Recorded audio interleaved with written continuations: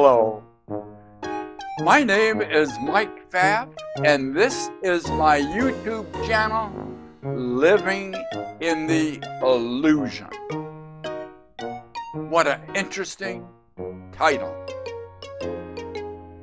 Now, last time we got together, we talked about patterns. Oh, and I said, did you know that all patterns have causes? All patterns have causes. Just because you recognize the pattern does not mean that you know what the cause is. And I even mentioned correlation, coming together of things, does not mean causation. So just because you have an idea and you have a couple patterns come together, you say, oh, I know what the cause is. You don't know what the cause is. In this case, we were talking about memories. And the fact that we don't know where memories are stored. Now, this was last time. And in last time, we talked about two particular theories of where memories are stored. And one of them was called memory consolidation, how they moved and went, how the memory was fragmented or separated and moved through the brain and migrated to that section of the brain that handled that kind of data. And the other one was the theory that the memories are stored in the synapses, that the synapses between the dendrite and the axon changes to accommodate the information in the memory. And memories have a lot of information in them. But then the patterns or the dendrites and axons coming together, they all separate. Nothing stays together in the brain. The patterns that develop shift and change, and the brain itself, if you are not using that particular pattern, it will prune it out. It will prune out parts of it because they're not, as far as the brain is concerned, the mechanism on the inside, it's not helpful to be sitting there not doing anything. It's a different process. So we don't know where memories are stored. We got a lot of ideas, but we really don't know. And those ideas have a lot of assumptions. And every time you get a lot of assumptions, you begin to think about Occam's razor, which is a process of logic that looking at options, the one that has the most assumptions most of the time is wrong. And when you get through cutting off all of the assumptions that you really can't prove, it gets down, there's nothing there that means anything. And so we don't know where memories are stored. This book here, this one over here, The Secret Life of Memories, addresses some of those issues or talks about them, but not in relationship to the memories being in the brain. Can't prove they're in the brain. A lot of assumptions, but no proof. No real proof. Uh, well, but if you talk to a lot of people, they say, oh, yeah, it's got to be in the brain. There's no other place for it to be. And then we talked about the cloud and how memories may be stored in the cloud or some mechanism like that, which is outside of the brain. Well, that was that discussion. And now we're going to move to another discussion and some approaches that are in A Course in Miracles. So the last few, even around memories, are around your eyes and seeing and sight and vision. And the fact that your eyes do not see objects. They see light waves of reflected energy. And going down your optic nerve, there's no objects. There's no objects in your optic nerve. It's data. It's information. So this causes us to have to think a little bit differently. That our seeing is not done with the eyes, the physical eyes, which only transmit data. It's done how that data is interpreted. How the data is interpreted.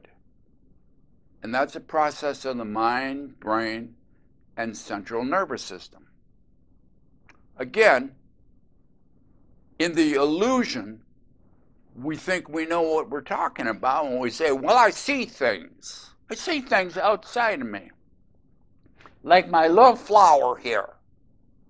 This is the leftover of, you might have remembered around the 4th of July, I picked up a scraggly little flower. This happens to be a tea rose. And there was a white one and a red one. White one passed away. But the red one is doing quite well under my tutelage. I like that. There's 2 more buds on it. We already have 1 rose. So I'm quite excited about how we're doing. And the dirt is really good. Got a lot of biomass in it. So as I look at that, I'm taking in reflected information. What I think is out there is an interpretation of the information inside of me. So what does that get to? Your world is inside of you, is a creation inside of you, and then you project it to the outside, and you believe you're seeing an outside, just like my hands, outside universe, but you're seeing a reflection outside of what you're doing inside. Oh, who wants to know that? Not too many people. They want to believe what they do, which is that there's an outside world and it is the outside is affecting them. Oh, that's a lot different than understanding that you are creating an inside and reflecting an outside.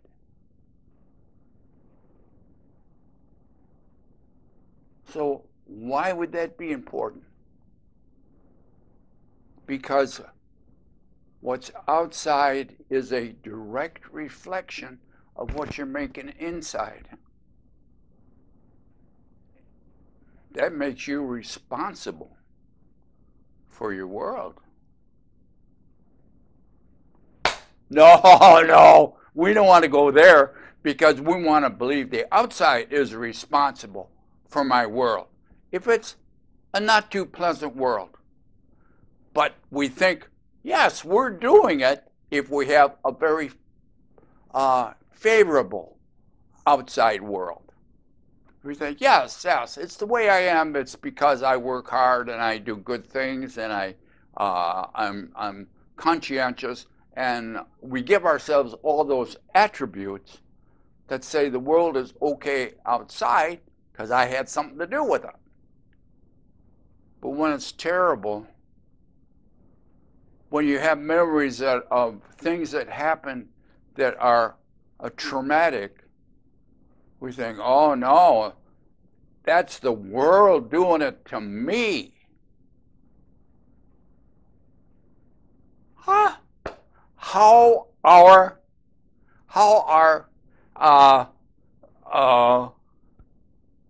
ego gets in the way of how we interpret and define our world.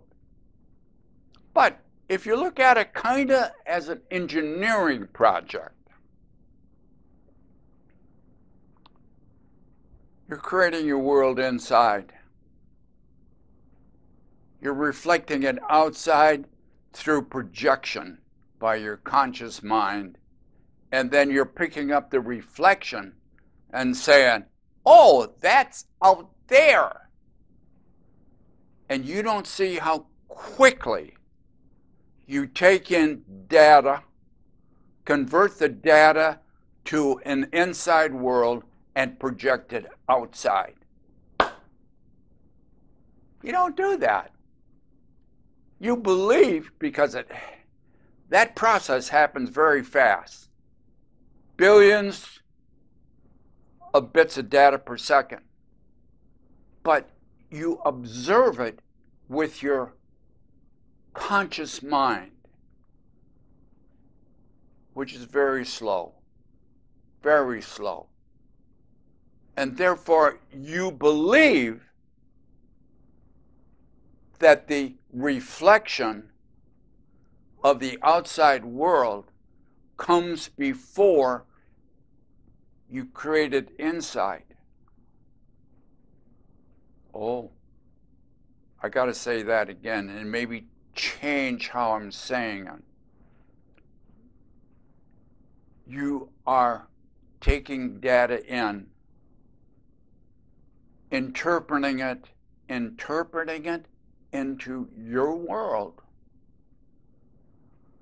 and then projecting it outside through your conscious mind, and then getting a report again back through your senses so that you have a loop, an internal loop that convinces you that the images were out there first, and then the eye observed them, and therefore the inside is a reflection of the outside.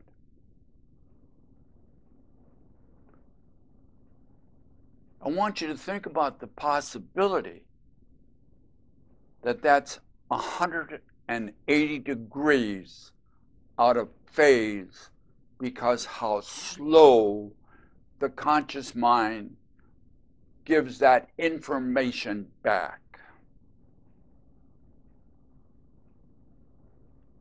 Interesting. So let me go on here and recognize that your thoughts, it is your thoughts that create images. Now, we talked about that before, and I will, up over here, I'll give a reference to that video that we did, that your thoughts create images. Now, when we say images, we're thinking about visual images.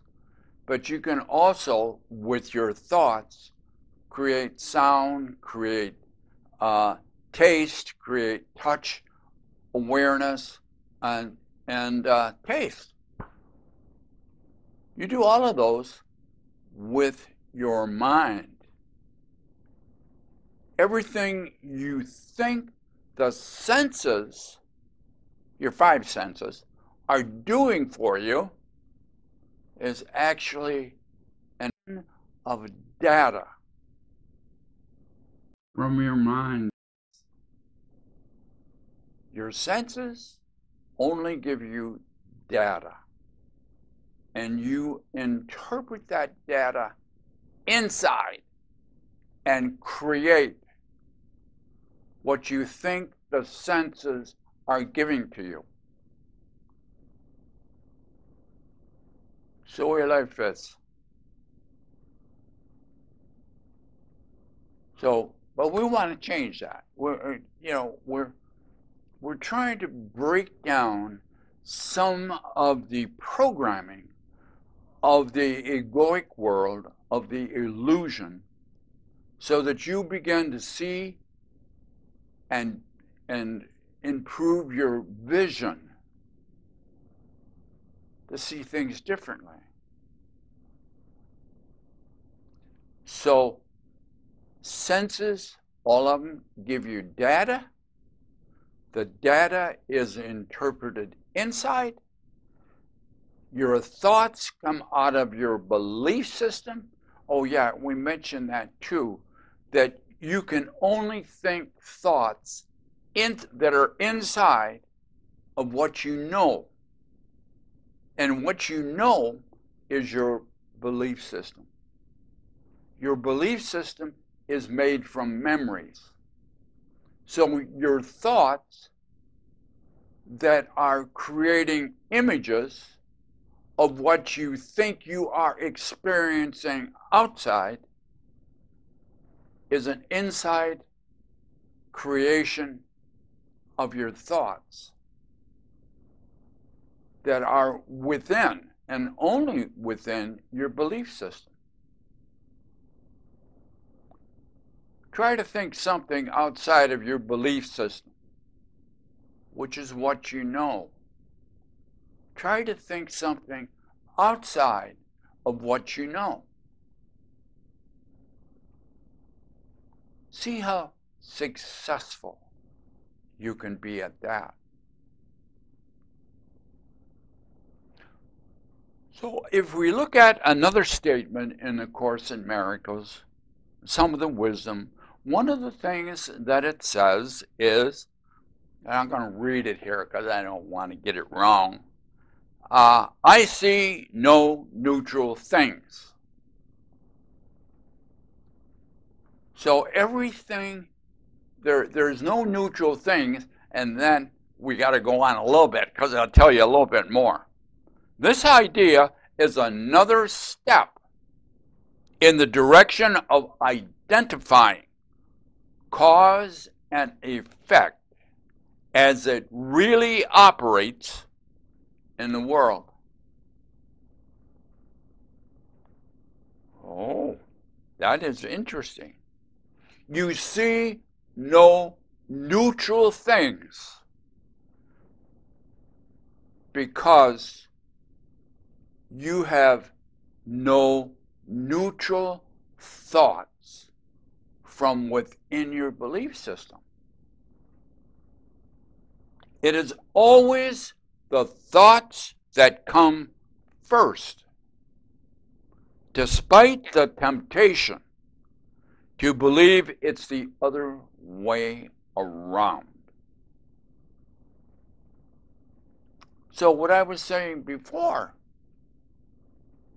is that you're creating them inside, reflecting them outside, and you think that the outside image came first and then your thoughts. The Course says you got it backwards. You're creating things inside based upon your past knowings and creating it outside. And then as it reflects back, you say, oh, I'm getting what's out there, rather than recognizing you have put it out there so that you can see it. And you say, oh, the image came first. Didn't come first. Come second. So,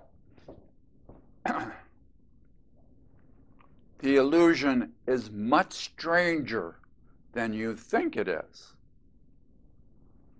Now, you thought maybe quantum mechanics was strange, but the illusion incorporates quantum mechanics and Darwinian approaches. The illusion is much stranger than you think it is.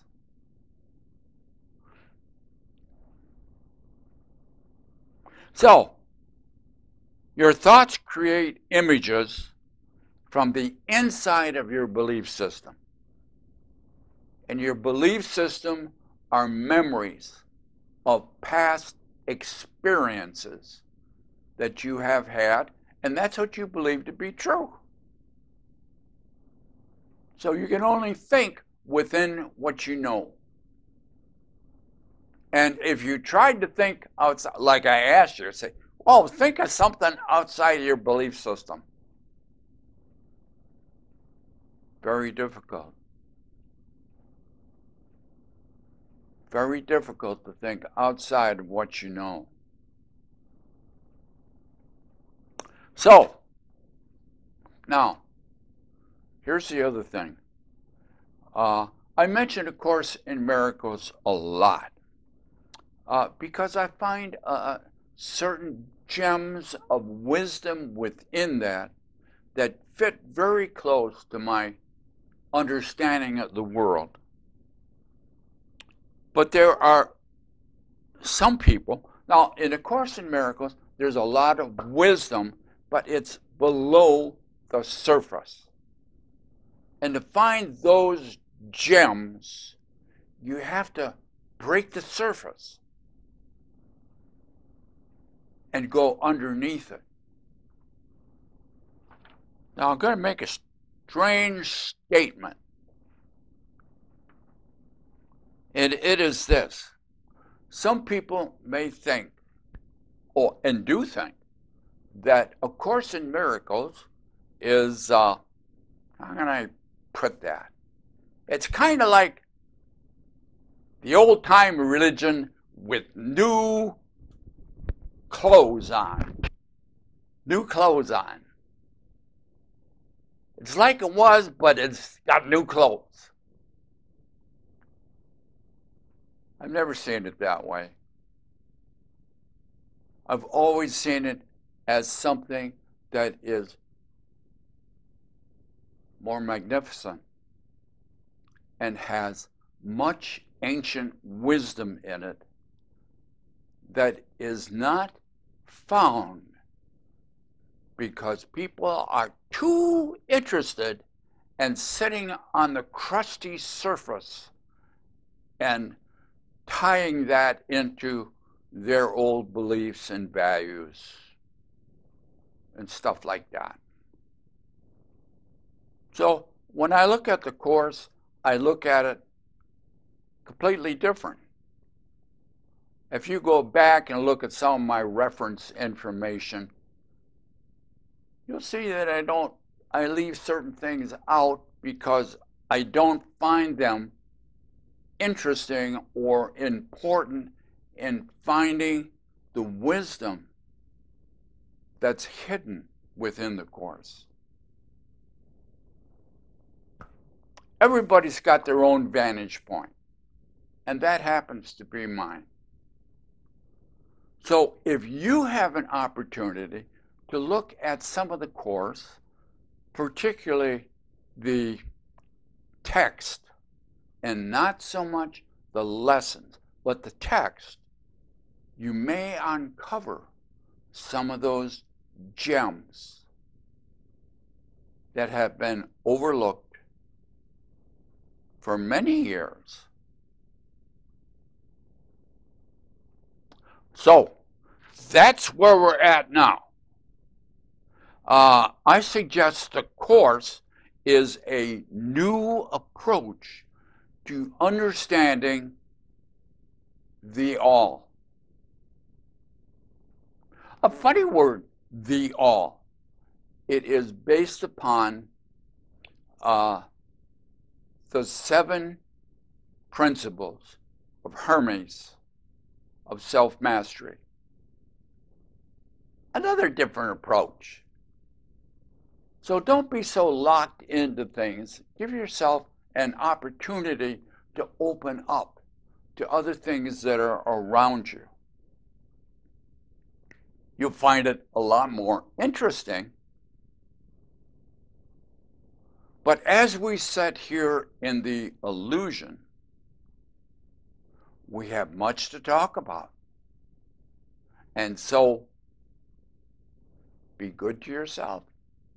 We'll get back together. And if you have any insights into the course, put them down below, and we'll discuss them a little bit more. Bye now.